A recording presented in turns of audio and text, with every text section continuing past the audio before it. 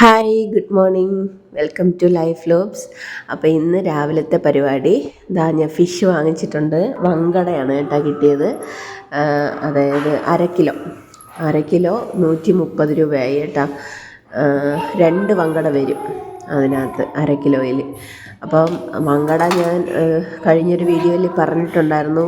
ഭയങ്കര പാടാണ് എനിക്കെന്നല്ല, എനിക്ക് തോന്നുന്ന എല്ലാവർക്കും വങ്കട കട്ട് ചെയ്യാൻ ഇച്ചിരി പാടാണെന്ന്. അപ്പോൾ സമുദ്രയുടെ ഒരു പ്രത്യേകത എന്ന് പറഞ്ഞാൽ അവരത് കട്ട് ചെയ്ത് വേസ്റ്റ് എല്ലാം കളഞ്ഞ് കൊണ്ടുവരും. അപ്പം നമുക്ക് നല്ല എളുപ്പമാണ് കേട്ടോ. അപ്പം എല്ലാം ഇത്രയും മീനാണ് ഉണ്ടായിരുന്നത്. അപ്പം ഇതിൻ്റെ തലഭാഗത്ത് മാത്രം ഇച്ചിരി തൊലിയുണ്ട്. അപ്പം ഇത് ആദ്യം ചട്ടിയിലോട്ടൊന്ന് ആക്കട്ടെ. അപ്പം നല്ല ക്ലീൻ ആക്കിയിട്ടുണ്ട്. അകത്തുള്ള സാധനങ്ങളെല്ലാം കളഞ്ഞിട്ടുണ്ട് അവർ. പിന്നെ അതിൽ കഴിക്കാൻ പറ്റുന്ന സാധനം മാത്രമേ തലയുടെയൊക്കെ അകത്തുള്ളൂ. പിന്നെ ഈ തൊലി എങ്ങനെയെങ്കിലും എടുക്കണം, കാരണം ഇതിങ്ങനെ ഇടാൻ എനിക്കൊരു മനസ്സില്ല കേട്ടോ, കറി വയ്ക്കാനേ. അപ്പോൾ ഇതെങ്ങനെയെങ്കിലും വലിച്ച് പറിച്ച് എടുക്കണം. അപ്പോൾ ഈ ബാക്ക്ഗ്രൗണ്ടിൽ കേൾക്കുന്നത് നമ്മുടെ ഐശുക്കുട്ടിയുടെ സൗണ്ടാണേ. ഐശുക്കുട്ടി ഒറ്റയ്ക്കുള്ള കളിയുടെ ബഹളമാണ് കേൾക്കുന്നത്.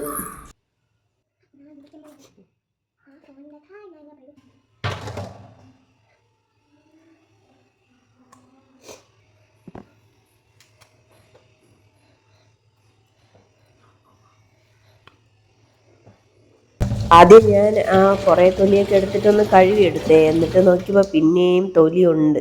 പിന്നെ ഞാൻ വീണ്ടും അതൊന്ന് വലിച്ചെടുത്ത്, അങ്ങനെ ഒരുവിധം എനിക്ക് തൃപ്തിയാവുന്നവരെ ഞാൻ തൊലിയൊക്കെ എടുത്ത് പിന്നെ നന്നായിട്ട് കഴുകിയേ. ഞാൻ മീൻ കഴുകിയാണ്ടല്ലോ ലാസ്റ്റ് മീനിലൊന്നും കാണില്ല. ഞാൻ കഴുകി അതിൻ്റെ ഊപ്പാട് വരുത്തും. അപ്പോൾ ഇനി ഞാൻ ഇതിനെ നാളത്തേക്ക് വറുക്കാനുള്ള പീസസ് കുറച്ച് മാറ്റിയിട്ട് അതിൽ മുളക് പൊടിയും മഞ്ഞൾപ്പൊടിയും ഉപ്പും പിന്നെ കുറച്ച് ചിക്കൻ മസാലയും ചേർത്ത് ഒന്ന് മിക്സാക്കി എടുക്കണേ. അപ്പം ഞാൻ ഇന്ന് ഇഞ്ചി വെളുത്തുള്ളി പേസ്റ്റൊന്നും ചേർക്കണില്ല, എനിക്ക് മടിയാണ് കേട്ടോ, അതുകൊണ്ടാണ്. അപ്പം ഈ ചെറിയ ജലദോഷമൊക്കെയാണ് ഈ തണുപ്പിൻ്റെത്. അപ്പം അതുകൊണ്ട് തന്നെ ഈ ജോലി ചെയ്യാനുള്ളൊരു മൂഡില്ല. അതുകൊണ്ട് ഞാൻ വിചാരിച്ച് ഇന്ന് ഇഞ്ചി വെളുത്തുള്ളി അതൊന്നും വേണ്ടെന്ന് വിചാരിച്ചേ. പിന്നെ എൻ്റെ ചാനൽ നിങ്ങൾക്ക് ഇഷ്ടപ്പെടുന്നുണ്ടെങ്കിൽ ഒന്ന് ലൈക്ക് ചെയ്യാനും ഷെയർ ചെയ്യാനും സബ്സ്ക്രൈബ് ചെയ്യാനും മറന്നുപോകല്ലേ. അപ്പോൾ അതാണ് ഞാൻ പൊരിക്കാനുള്ളതെല്ലാം ഒരു പാത്രത്തിലേക്ക് ആക്കിയിട്ട് ഫ്രിഡ്ജിലോട്ട് വയ്ക്കുകയാണ്. പിന്നെ നാളത്തേക്കാണ്. ഇന്ന് ഞാൻ മീൻ കറി വയ്ക്കുന്നതും കൂടെ കാണിക്കാമേ.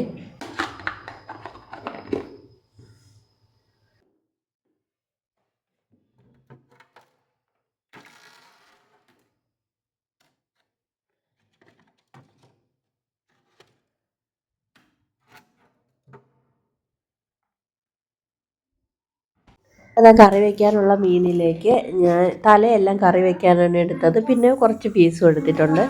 അതിലേക്ക് തക്കാളിയും പച്ചമുളകൊക്കെ ഇട്ടിട്ടുണ്ട്. ഇനി നമുക്ക് അതിനുള്ള മസാല വറുത്തെടുക്കാമേ.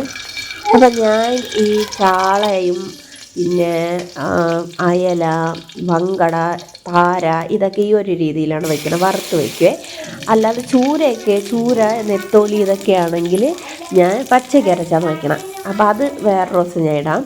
ഇന്ന് വറുത്താണ് വയ്ക്കണം. അതായത് ഞാൻ തേങ്ങ വറുക്കില്ല, ജസ്റ്റ് ഈ മുളക് പൊടി ആദ്യം ഞാൻ എണ്ണ ഒഴിച്ച് അതിനകത്ത് ഉലുവയും കറിവേപ്പിലയും ഇട്ട് അത് മൂത്ത ശേഷം കുറച്ച് മുളക് പൊടിയും ആവശ്യത്തിന് എരിവിനുള്ള മുളക് പൊടിയും മല്ലിപ്പൊടി ഇട്ടിട്ട് ഒന്ന് ചുവന്ന് വരുന്നത് വരെ ഞാൻ അത് വറുത്തു. അത് കരിയാൻ പാടില്ല, കരിഞ്ഞാൽ ഒരു കയ്പ്പ് ചുവയുണ്ടാവും. പിന്നെ അത് തണുത്ത ശേഷം മിക്സിയുടെ ജാറിലോട്ട് ഞാൻ തേങ്ങയും ഈ വറുത്ത മിക്സും കൂടെ ഇട്ടിട്ട് പിന്നെ ആവശ്യത്തിന് പുളി ഇട്ടിട്ട് നല്ലപോലെ അരച്ചെടുക്കും. ഇതിനകത്ത് പിന്നെ തേങ്ങ ഞാൻ പീസാക്കി വെട്ടിയാണ് ഇട്ടത്. ഞാൻ പറഞ്ഞില്ലേ, എനിക്ക് ഇന്ന് വല്ലാത്ത ജലദോഷമൊക്കെ ആയതുകൊണ്ട് എനിക്ക് തിരികിക്കൊണ്ടിരിക്കാനൊന്നും മനസ്സില്ലായിരുന്നു.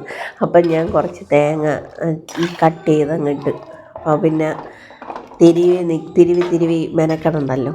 അപ്പോൾ അതിനെ എന്നിട്ട് അരപ്പിനെ ഇതിനകത്തോട്ട് ഒഴിച്ച് ആവശ്യത്തിനുള്ള ഉപ്പൊക്കെ ചേർത്തിട്ട് അത് മൂടി വെച്ചങ്ങ് വേവിച്ചേ. എല്ലാവരും എനിക്ക് തോന്നുന്ന ചിലവരൊക്കെ തേങ്ങയും കൂടെ വറുത്തെടുക്കുമെന്ന്. ഞാൻ തേങ്ങ വറുക്കില്ല കേട്ടോ, ഈ പൊടികൾ മാത്രമേ വറുക്കുള്ളൂ. നല്ല ടേസ്റ്റാണ്. പിന്നെ ഇത് വന്നിട്ട് ക്യാരറ്റ് തോരൻ. അപ്പം മീൻകറിയും ക്യാരറ്റ് തോരനും പിന്നെ സാമ്പാറുണ്ടായിരുന്നു. അത്രയാണ് ഇന്നത്തെ കറി. അപ്പോൾ കറി നല്ല തിളച്ചിട്ടുണ്ട്. അപ്പോൾ കറി റെഡിയായി.